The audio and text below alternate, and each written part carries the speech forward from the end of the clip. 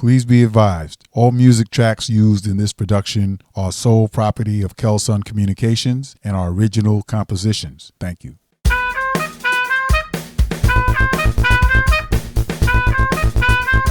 To everyone tuning in, welcome. This is Silas, your e-journalism social work advocate. You're listening to the Kelsunn-on-the-Air social work podcast, the program that promotes, celebrates, uplifts, and highlights the social work profession. This podcast aims to educate the general public to the vital contributions professional social workers make in every aspect of society, every day. Hello, everyone. This is Silas, your e-journalism social work advocate, host of the award-winning Kelsunn-on-the-Air social work podcast, produced by Kelsunn Communications, Incorporated. Last year in October of 2020, I had the honor and privilege of being one of 15 social workers chosen nationally as the 2020-2021 Network for Social Work Management Policy Fellow. It was a 10-month research program. The culmination was a final presentation of each fellow's research findings.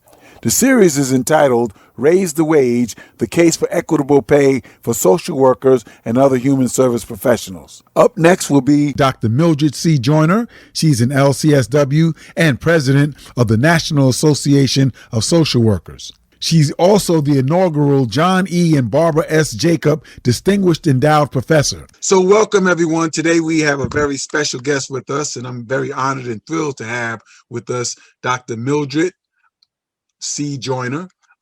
She's a doctor of professional studies and also MSW and a licensed clinical social worker. But more importantly than all of that, in my opinion, she is the president of the National Association of Social Workers, which has 55 chapters throughout the United States and its territories. Welcome to this very special recording, Dr. Joyner. Thank you, Mr. Kelly. I'm so honored to be a part of your guest, and I'm looking forward to this time together. Thank you for inviting me. Absolutely, absolutely. Well, your reputation precedes you, and you came highly recommended by several of my other individuals that I've been interacting with. So I feel it's an honor and a pleasure. So thank you. Sure. So we chatted briefly before.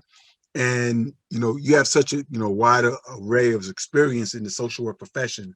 So can you just highlight for our viewers and listeners the breadth and depth of social work and social workers in all the different areas that we perform and work in? Well, social workers are everywhere. And my favorite line is, if you live long enough, you will access a social worker. So social workers are in the helping profession, as we know, but they also are presidents of colleges. They also are in the public sector. They work at the NFL. They work at the NBA. So anywhere there are people, there are usually a social worker. Some don't always use their term social worker. They'll use another term, but really and truly, we are a profession that helps people where they are navigate systems and help people live up to their fullest potential. We are not a profession that tries to change people. We accept people for who they are and where they are and deal with whatever struggles they may be having in life. And that is why that saying that I say, if you live long enough, you'll access a social worker. Social workers are in the field of, the academy. There's social workers there. There's school social workers. There are social workers in daycare. There are social workers in the mental health setting. Our largest, the largest person who hires the most social workers is the VA. So there's social workers throughout the VA. But as I also said there, I served on a bank board, and I was the social worker at the bank. So it was there helping people learn how to get mortgages and how to access and understand the banking system. So we're everywhere. Mm-hmm. So I'm glad you brought up all those different areas that we perform in. So in your opinion, since we are everywhere and we do interact with all the different systems and groups and people and individuals, why does not the profession get its due recognition, to put it plainly? Well, the profession is young. You know, we're not as old as law, and we're not as old as medicine. Mm. And because we are a profession where I said everyone does not utilize their acronyms.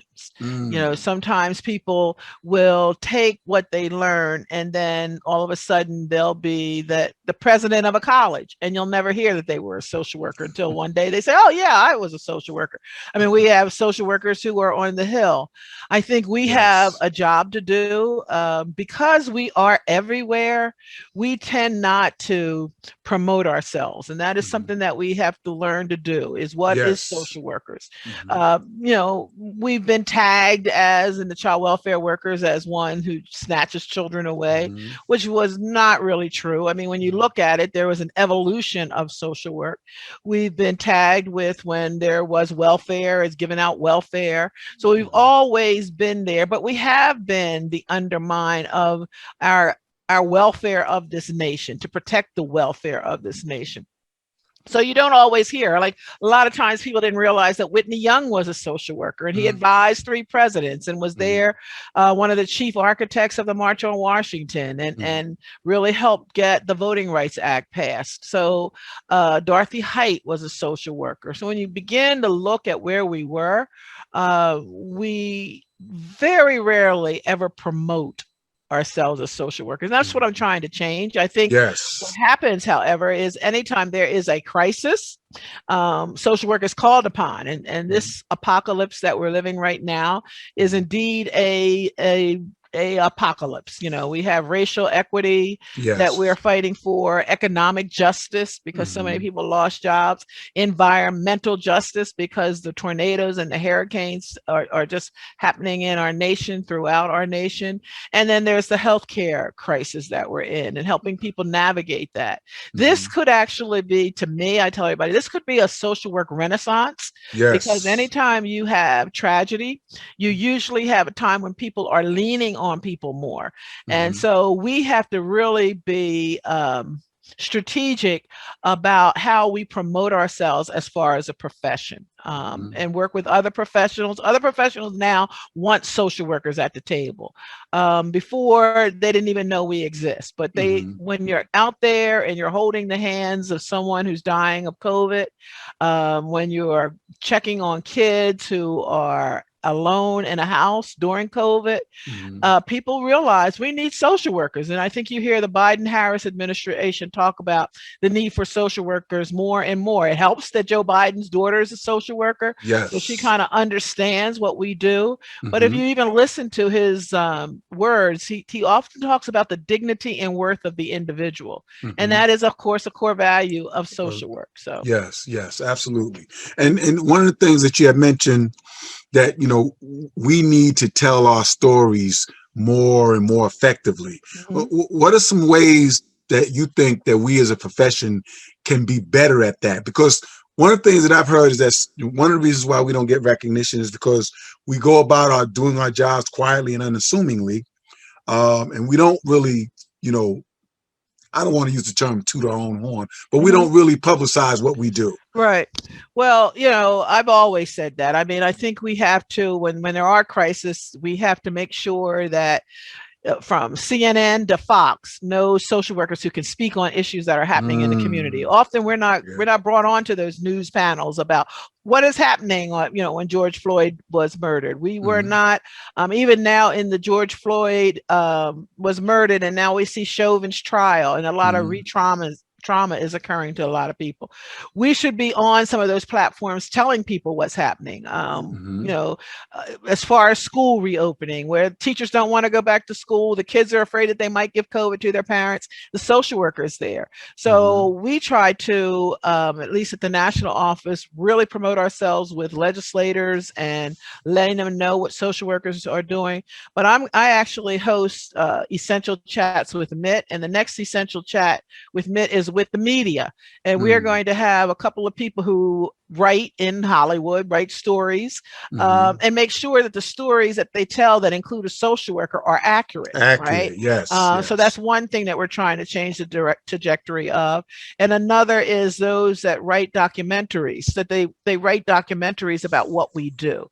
So Hmm. we have to break into those systems and I am the John and Barbara Jacob Distinguished Professor at Howard, Yes. and that's what we're going to do. We're going to look at social work leaders, right? Social justice leadership, and begin to look at those areas and those systems where we don't see ourselves. Mm-hmm. Earlier, we kind of talked about the fact that I served as a bank director. There, Mm-hmm. and how I got on as a bank director was just having a talk about how that bank could go out in the community and help the community. And then Mm-hmm. the person that I was with, kind of talked to the CEO, and the CEO said, "We need you on our board, right?" And then I changed a lot of people on the board about what is the role of social work, right? Mm-hmm. And how do you go out and do lending, and where can you go to the Latino community? Do we have people who are selling mortgages that can speak Spanish to be able to help the enterprise? Mm-hmm. And so I think we have to get in those systems and then promote them, and we cannot have a divorce between the public and the private sector. I think sometimes we Yes. fall in those wars, Mm-hmm. Mm-hmm. and Yes. social workers are in the public sector, they're in the private sector, they're in the prof and the non-prof, and we Mm-hmm. should talk about corporate America. I just recently said, I'm really kind of proud of the Major League Baseball for taking out the All-Star game. That's a social Yes. justice. They took action, right? Exactly. And so we shouldn't be afraid to say that. We should be hashtagging all along. Social work supports the MLB, right? Mm-hmm. They did what was necessary. When the NFL did the Kaepernick and kind of divorced him, we were very loud about that's horrible, but Mm-hmm. we have to celebrate when people make progress. Yes. And we need social workers in the media. I would Yes. love to see a journalistic social worker, right? So Mm-hmm. we need to talk about how we can get and go into those systems and spread good stories, which is a little bit about what Dr. John Jackson at the Annenberg School of Communication at Penn. Pen. Well, he used Yes. to be the dean at the School of Social Policy, Mm-hmm. and had social work was his role. Well, now he tells a lot of he does documentaries, but Mm-hmm. if you look at his work, a lot of it comes from the heart of the people. So Yes. engaging with our schools of communication and Mm-hmm. bringing on interns from the School of Communication into social work arenas is Yes, yes, critical, right? absolutely, Right. So absolutely. That's one of the points that you made is one of the things that I think would really be beneficial if in a lot of the universities, as you said, you bring together the communications department and the social work department and let them intermingle, mhm, because the communications department knows how to tell the story. The social workers know what the story is, exactly. and they can educate each other. Right. And so another thing that I've noticed, and you just hit on, somebody goes to school, they get their 4-year degree, they have an MSW, they take their test, they become an LMSW, maybe they go on to get the LCSW, and then they identify themselves as a social worker. But then when they get to CEO and executive director, like you said, all of a sudden they stop identifying themselves as social Mhm. workers. And one of the areas that many in social work, and especially NASW, is working really hard to do, is to change the conception, or the perception, I should say, that social workers can't make equitable living. Right. And like you said, if someone rises up to a CEO and they have a social work degree, they should say that they're an executive director Exactly. who's a social Exactly. worker. Right. And if they were to do that more, do you think that would change the perception in the public side? Because they see an executive director or CEO and they kind of know, or they kind of figure they're making, high 90s, maybe 6 figures, but they don't equate that with someone that has a social work degree. Right. So do you, Yeah, yeah. That whole study is a very hard. I mean, NASW and CSWE were trying to get a workforce study, and it's really hard to get the real data, Mhm. because you get your regular child welfare worker and your mental health worker, but you're right, those that go off into the private sector. I mean, Mhm. I'm going to be real honest. Professors, you can have some professors who make a lower Mm-hmm. But there are some professors that make great six figures, right? Mm-hmm. So, Yeah. and I often say, when my students would always say, oh, well, we're not going to make any. And I'd always look at myself and I'm like, well, but, I'm a social worker and I Mm-hmm. make Westchester University plays at the top of the scale in Pennsylvania, Mm-hmm. so we make good money. And then social workers also can do consulting and they pick up their money there. Mm-hmm. There are social workers who are CEOs, and Yes. there are people. I mean, when you even look at child welfare, at least in my state, but sometimes people get hooked in there because Mm-hmm. they do go up high, right? Mm-hmm. Right. If you're in the VA, you're on the GS scale, right? So you make a pretty good dollar. Mm-hmm. I love the fact that the Biden administration has hired some social workers. All of them are heading departments. Yes. So we shouldn't I'm not saying we shouldn't focus on uplifting our salaries, Mm-hmm.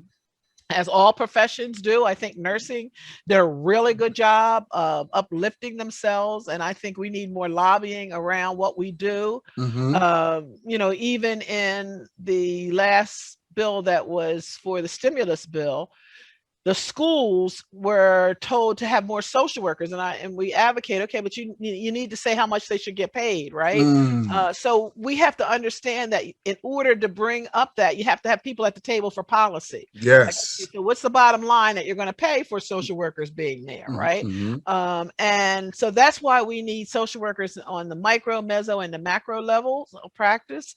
But look, I tell people in the not-for-profit world and in mental health, yes, there's probably where our lowest salaries are, and we need to raise those salaries. But I also say that there are some social workers who make a whole lot of money. Mm-hmm. And there's ways to be money. And some people will argue like you don't want to have two or three jobs, and that's true. But when you look at lawyers, they teach in law school to supplement, right? Mm-hmm. Right. So a lot of professions do that. I mean, Yes. doctors do that. So Mm-hmm. how do you segue, and how do we charge people for what we do? Too often Mm. social workers do things for free. Yes. I remember when I was doing training for race relation training, and I put someone asked me to submit a proposal, an insurance company, and I put it in, and he said, one of the people that were reviewing, he said, put in another one. You're not asking for enough money. If you don't Mm. ask for enough money, they're going to think that you're not able to do what you're able to do. And Mm-hmm. it was the very first time, like, okay, what is my worth, right? And I submitted Yes. another proposal. They Mm-hmm. accepted it. Mm-hmm. And it gave me like, I'm not looking at my worth, right? We're Mm-hmm. just looking at it. Well, if it's going to help, oh, sure, I'll go in and do a training and tell people why diversity and race relations matters in the workforce. But this is something that people pay for. So Yes. we should learn what our Mm-hmm. worth is and then promote our worth. Mm-hmm. And then what about I've many often times heard, and I've said myself, that you can't measure the impact that a social worker can have on the life of an individual, especially when we talk about the child welfare system, social workers interceding at that very early age and stage, and the impact that that could have in changing the whole trajectory of not only that individual's life at an infant stage, but also the family, supporting the family. And that's one of the things that I think that we miss in telling our story is the impact. And so what do you think would be the best way to get people who have been helped tremendously by social workers who have gone on to be successful? How do you think is the best way to get them to come and tell their story? Well, there's some that do. I mean, if you look at Tiffany Haddish, she does Mm-hmm. that. If you look at my friend Steve Pemberton, who was abused in the Mm-hmm. system, he tells a very good season, works for Fortune 500 companies. I think there are some that tell their stories. I think that what social workers need to do is we do not honor those who make impact. I mean, Mm-hmm. so how do we honor people, who are just doing great things in the social work world? Like, Mm-hmm. I was on a call and this young man by the name of Hunter Beaton has him and his mother was a foster parent. He noticed that all the kids that moved in always brought a trash bag, and at the age of 5 it had an impact on him. Why are you all bringing your clothes in trash bags? Don't you have a suitcase? And he would say to his mother, but they're not trash. So even though Hunter is not a social worker, he's at the University of Austin right now. I think he might move to communication. We're trying to recruit him, but he started a foundation to give bags. It's called Day One Bags. So if you're moving, a foster child is moving, he wanted them to have a bag. Well, matter of fact, he just sent me 3 boxes because it was on my show, and I told him I would get some to the local child welfare agency here where I live. We need to honor people that are doing something like that. You know how award shows go out and they honor people. I mean, look at Stacey Abrams. She really made sure and lived up to that everybody has one vote, and she did it through an equitable model. She didn't say register to vote if you're a Democrat and don't if you're a Republican. Everybody, she should be awarded. She did social work, right?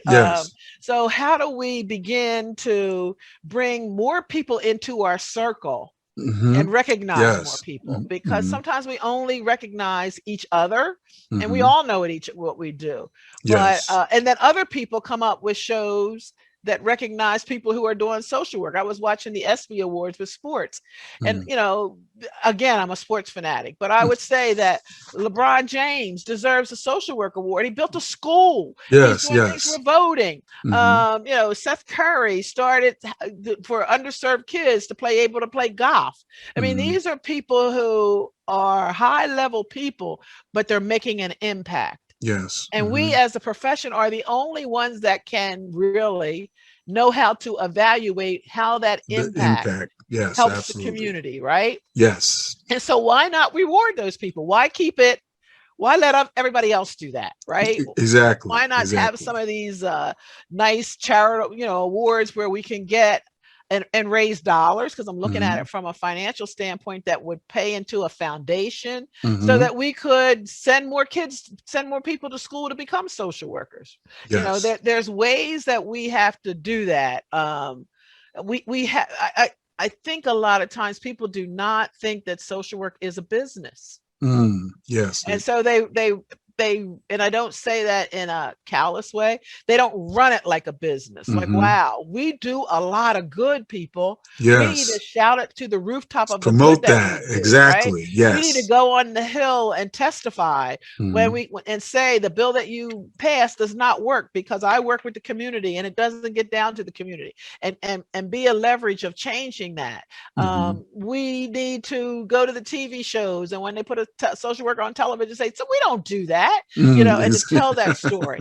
So we have to be everywhere. We have to promote ourselves about the good that we do. And that's why I say it's a Renaissance time. This is the time when I think more social workers this year being shuttered in, and how do I still perform services, and they did it. And it's going to be up to organizations like NASW to tell those stories and to get those stories out there. Absolutely. And one of the stories that NASW told, which was very powerful and very moving, was about at the height of the pandemic, there were 2 social workers that got highlighted that were going out in the community and locating the kids who weren't zooming in to their class lessons, and they were going to check on them. And sometimes they found them being, like you said, being left alone or not having the technology. And so those are the types of things.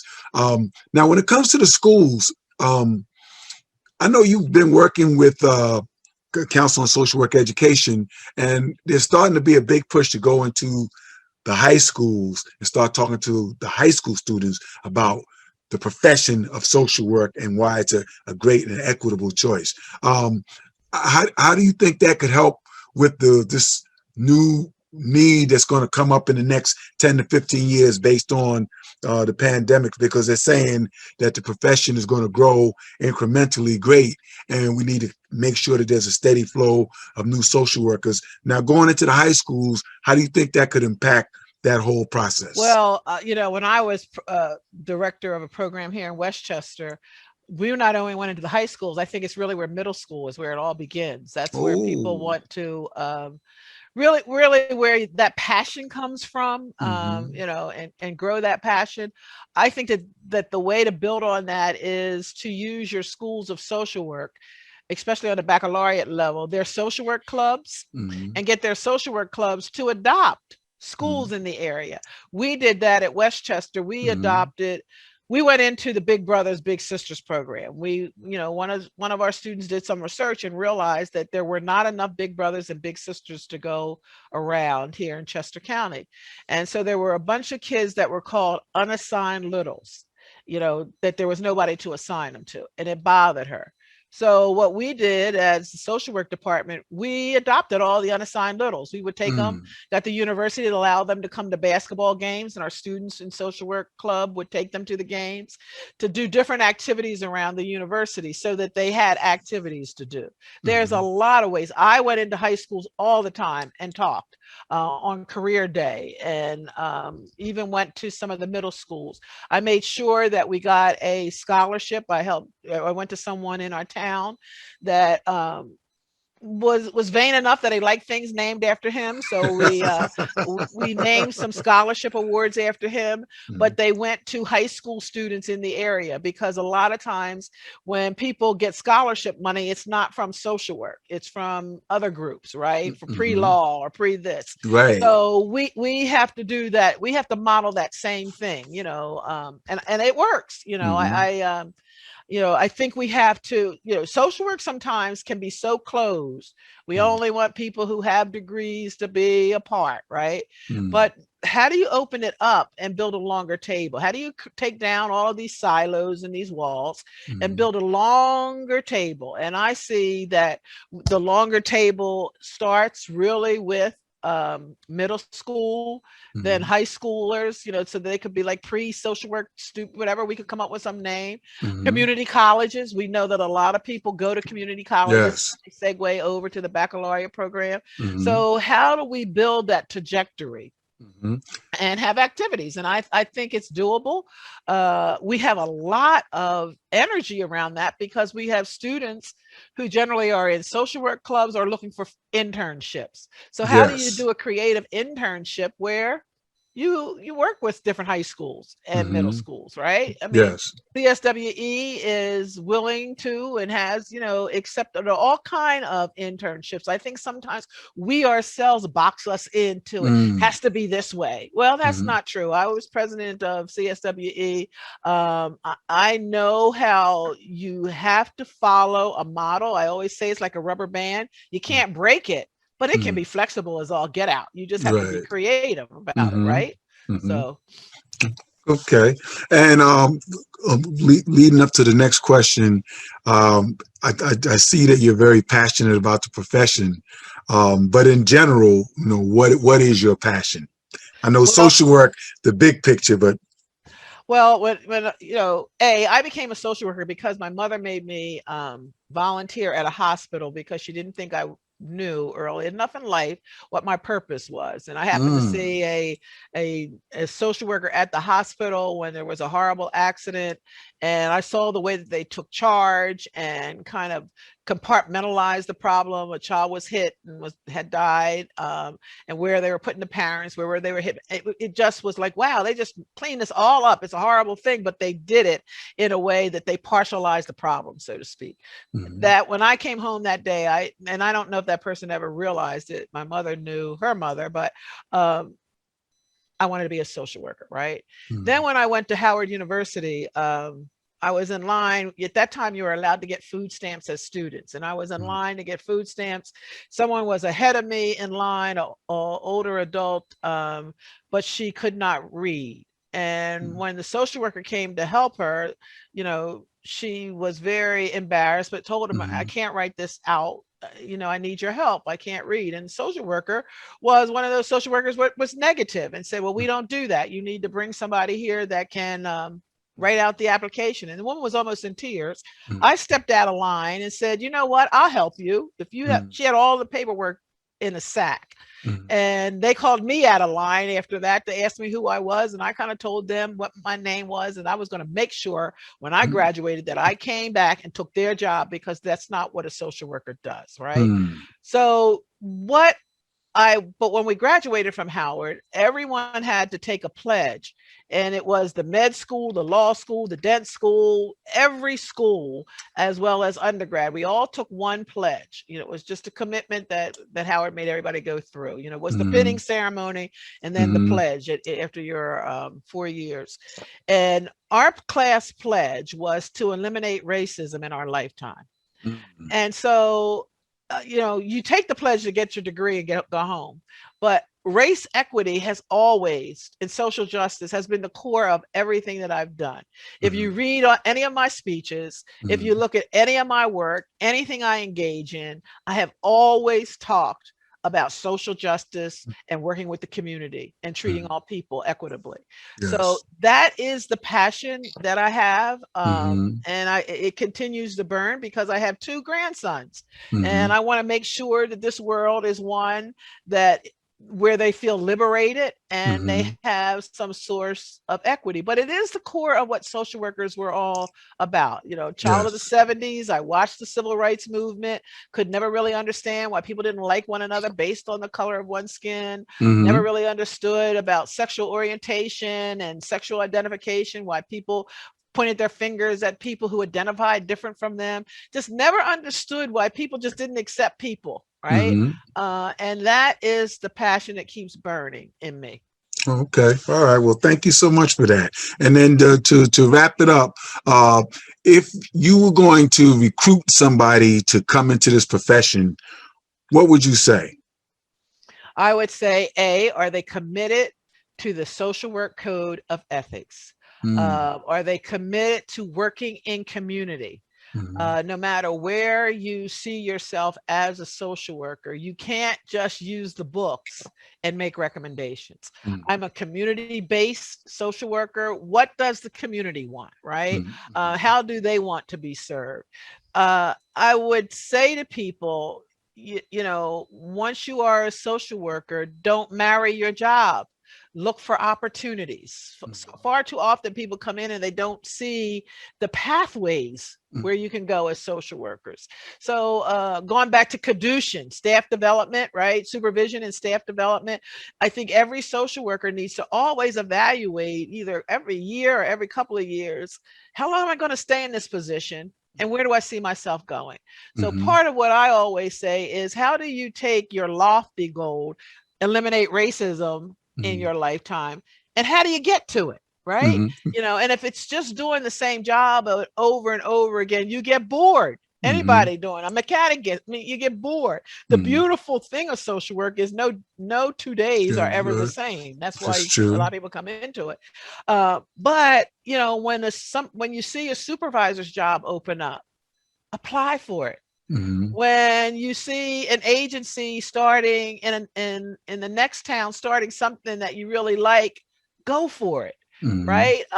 Don't be afraid to leave that thing you know how to navigate well. You have the skills. It's not imposter syndrome. We have skills that we use. We apply those skills and those theories and they work. And I think sometimes we just don't look at, we marry our jobs. We go in it and we're like, oh, there's nowhere to go. I can't make enough money. If you're not making money there, where can you make money? Go to the VA, right? Go to the VA, apply to VA, do whatever you need to do to give you more of an income and look at the path. Go back to school and get your degree. The beautiful part of social work is we have networks. It's somebody that knows somebody. Use those networks, right? Advance yourself. I think because we work for people, we forget about working for ourselves, that self-care thing. Another thing I always tell people, and people laugh, don't marry a social worker. You don't want to eat, sleep, and drink our profession all the time, right? You need self-care, right?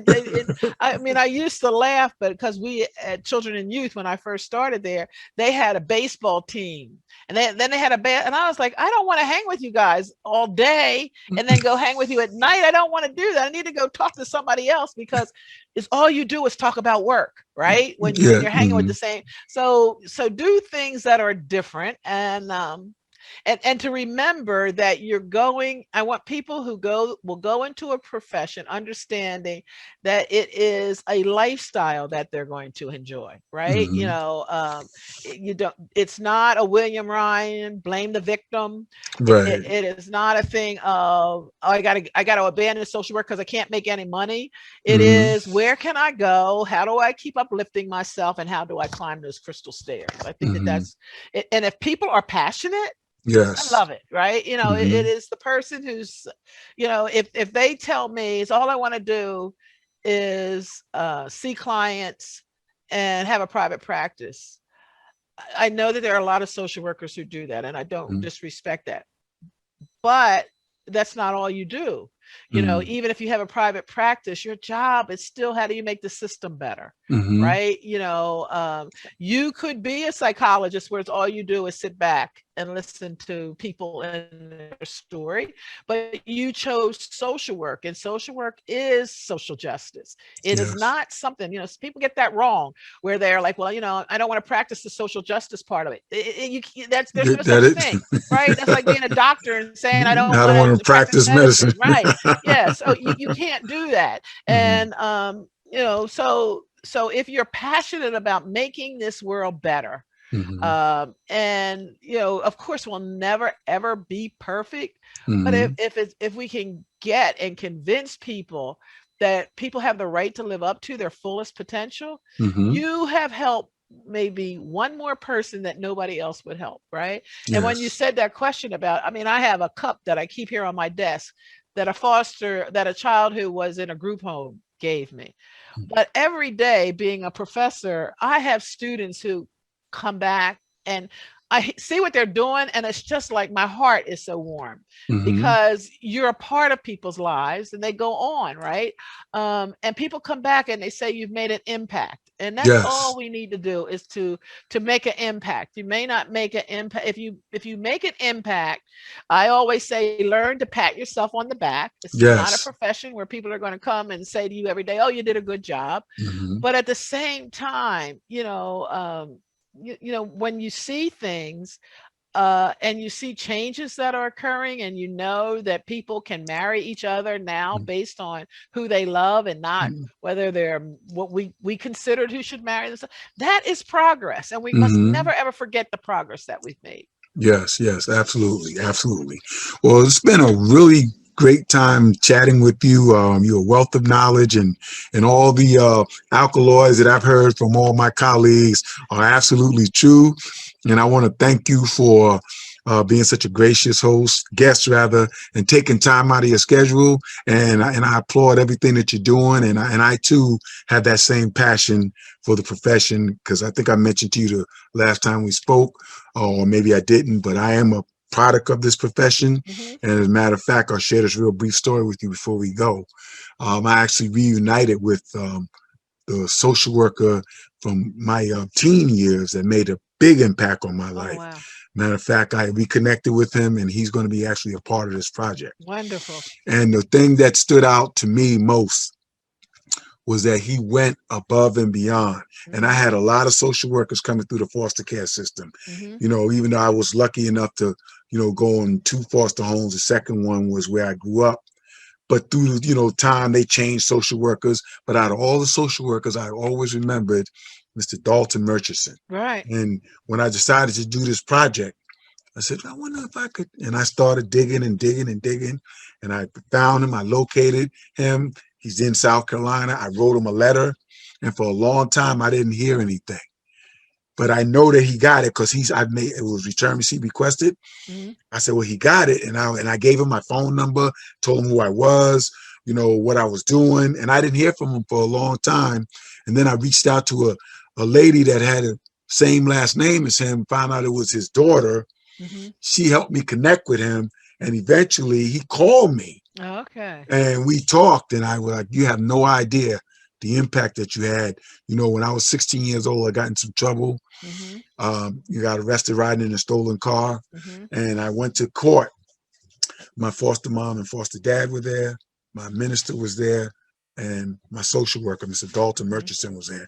And I told him the story. I said, and I'll never forget, that judge sat up on his bench and he said, Silas, he said, what you did was a really bad thing. He says, but I'm not going to sentence you to reform school. He said, because I see you got a strong support network. He said, you got both of your parents are here, your minister's here, and your social workers here. Mm-hmm. And he showed up on that particular day. And that really, it blew me away. Okay. And, Right. and then the other thing, when I was graduating from high school, I decided to go to a college upstate to take a tour.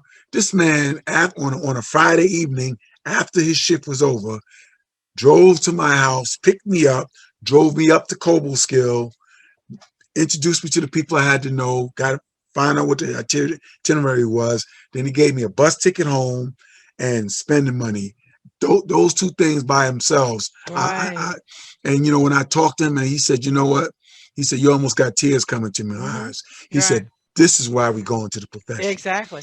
And And he said, that pays to what I'm saying about the impact awards. You know, how do we, there's so many stories like you just told, and how do we get those stories out, you know, because it is about caring for someone, and you don't do it. You know, when people reach out to you, sometimes you don't respond because you don't want them to feel like, okay, you got to do that, and you know, to shine us. I'm so glad that you persisted and he finally came through, because he needs to know that he made that difference, right? Yes. And the world needs to know that. There's stories like that. I mean, that's the beauty of me being NASW president. I hear these stories and I'm like, oh my God, you know, if we could collectively wrap all of that energy up, because you can impact one person's life, right? He could have not showed up. You could have went to reform school, right? You could have had a whole different life, and he did what he did, you know. So we have to uplift those who do their job. I just don't think we do that enough. And there's no money in the world that you can pay for that. It's priceless. You can't put a price tag on that. This is Silas, your e-journalism social work advocate and host of the show. You've been listening to the Kelsunn-on-the-Air Social Work Podcast. This and all other programs are available on the Apple iTunes, SoundCloud, Spotify, and Anchor podcast platforms. Go to any search engine and type in Kelsunn-on-the-Air in the search window to hear this show in its entirety. Thank you for tuning in. This has been a Kelsunn Communications production.